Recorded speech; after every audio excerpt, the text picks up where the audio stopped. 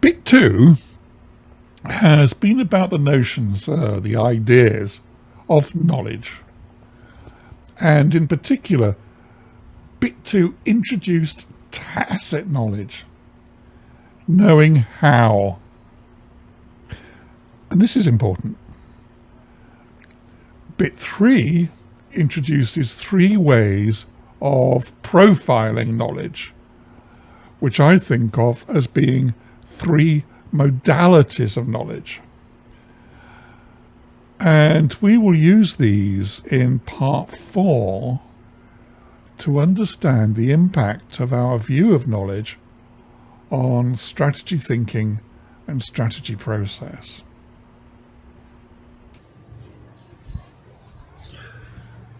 Strategy tools in part 1 were examples of explicit knowledge.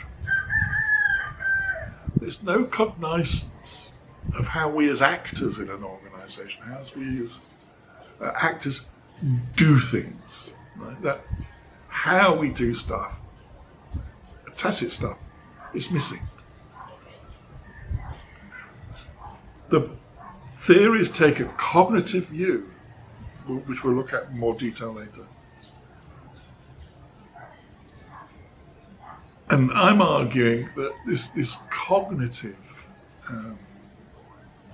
view of knowledge, this explicit view of knowledge, is not that useful in learning how strategic thinking enables strategic doing.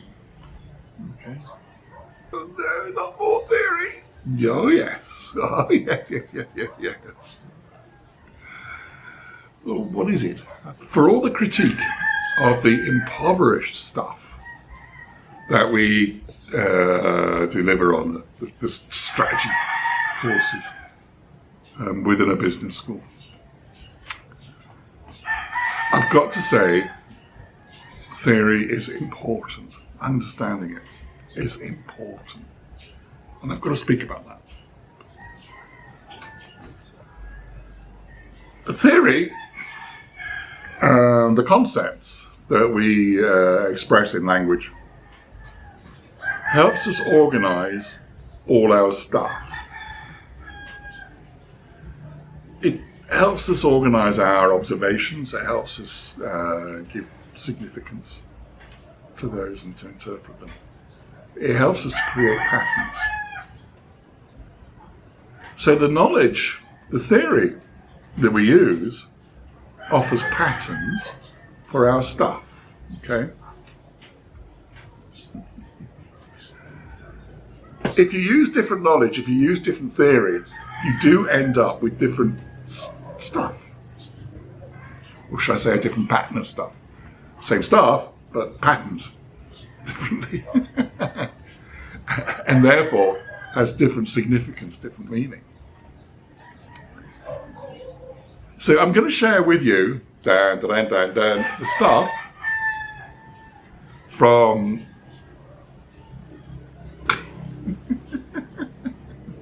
knowing in firms. God, my memory.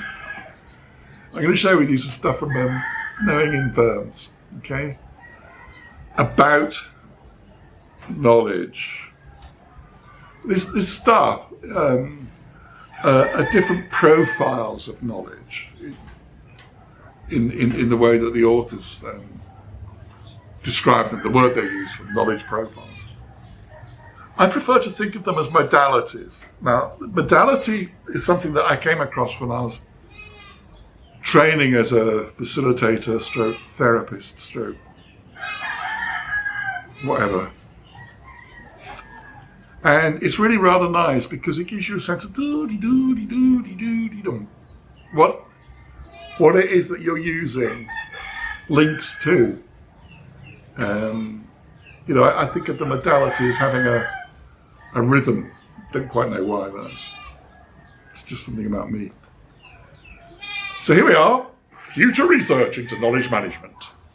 Venzin, von Krogh, and Roos. The paper explores the relationship between different profiles of knowledge, what I call modalities, and the implications of those profiles for different issues within the strategy arena, for want of a better thing. Cognitivist. Now, we've been using this one most of the time. The theory in part one, Cognitivist, or most of it. You're beginning to realize, I guess, that actually I've embedded some tacit calling routines into it. That's if you stop and do the little reflections I ask. If not, you just go. Shut up, John. Connectionistic. This is a stupid boy. This is a different mentality. Knowledge is problem solution orientated. Now, how come? Well, it's because the knowledge rests in the relationship, in the dialoguing of individuals who are addressing a problem. So they are uncovering knowledge or developing ideas, knowledge, in response to an issue, in response to a problem. The quality of knowledge, the appropriateness, the detail, the appropriateness, that's the right word, depends on the quality of relationships.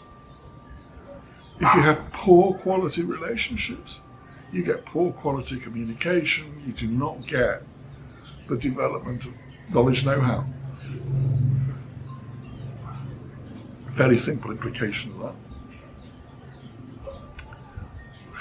The strange one. The one you've probably not heard of, I don't know. Autopoietic. In this modality, knowledge rests in your mind. Yeah, we're used to that one from the first two. In your body. I don't know ever.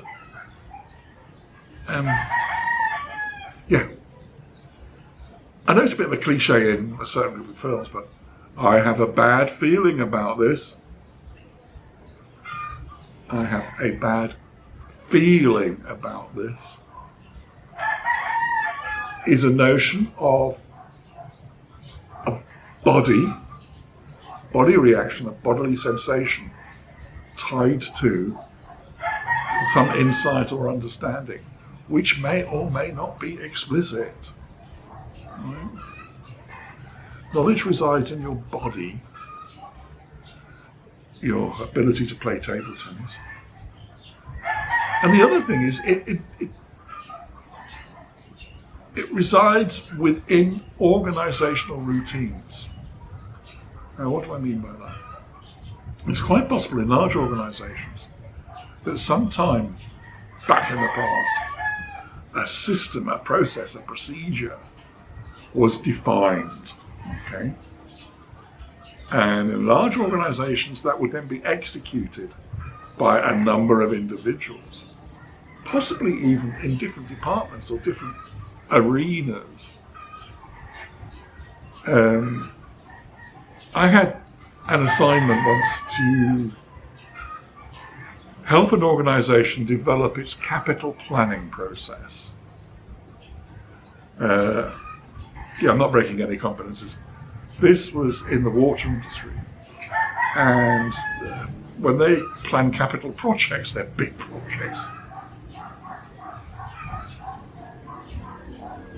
There was a process, explicit, cognitive process. There it is, ding, ding, ding, ding, ding, ding, ding. This is how you do it.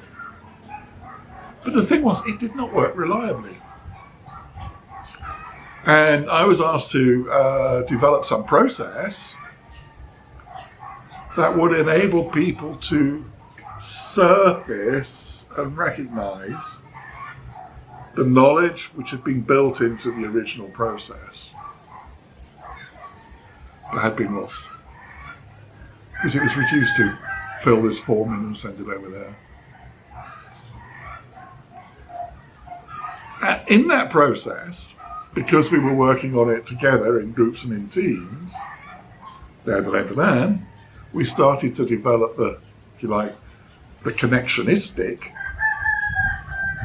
because our discussions about what things were and where they happened and why they happened that way, and were there barriers getting in the way of it, and what could we do to get through and get over those barriers, all that good stuff.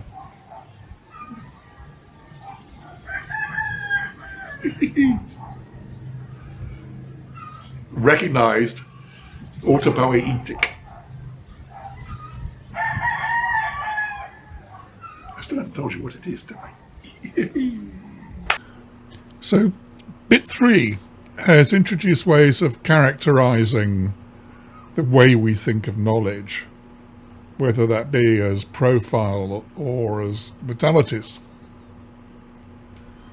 Bit 4 will show how drastically our ideas of organization, our ideas of strategy, are changed by the modality in use as we think and talk strategy.